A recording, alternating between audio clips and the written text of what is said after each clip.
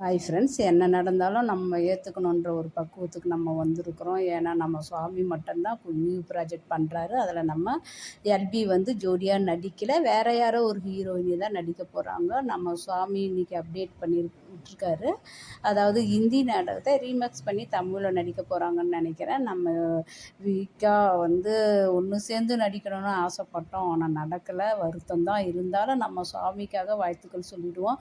அவர் இந்த ப்ராஜெக்டுக்கு வந்து ஒரு பிளாக் கலர் ஷர்ட்டு, கண்ணாடிலாம் போட்டுக்கணும் லுக்காக ஒரு ஃபோட்டோ ஷூட் பண்ணியிருக்காரு. அது மட்டும் இல்லை, போலீஸ் கெட்டப்பில் நடிக்க போகிறாருன்னு நினைக்கிறேன். போலீஸ் யூனிஃபார்மோடு ஆல்ரெடி இதெல்லாம் வந்த ஃபோட்டோக்கள் தான். ஆனால் இதில் அவ்வளோ ஒரு அழகாக நடிப்பாருன்னு நம்ம நம்புகிறோம். நம்மளோட சப்போர்ட்டும் நம்ம சுவாமிக்கு எப்பவுமே இருக்கணும். ஏன்னா நம்ம எல்பி கூட சேர்ந்து நடித்தா தான் சப்போர்ட் பண்ணணுன்ற ஒரு சூழ்நிலை வேணாம். நம்ம சுவாமி எந்த ஹீரோயினி கூட நடித்தாலும் அவரோட ப்ராஜெக்ட், அவரோட சீரியல் முன்னாடி தான் இருக்கணும். அவர் நிறைய அவார்டு வாங்கணும்னு சொல்லிட்டு நம்ம வாழ்த்துவோம்.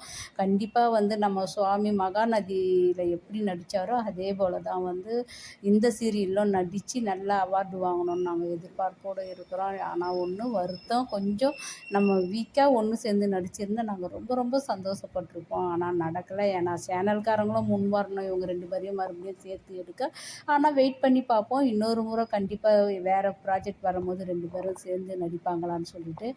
நம்ம சீரியல் மட்டுமா எதிர்பார்த்தோம், அவங்க நிஜ வாழ்க்கையிலும் ஒன்று சேரணும்னு எதிர்பார்த்தோம். எல்லாமே கடவுள் கையில் தான். அடுத்தது பார்ப்போம். பை.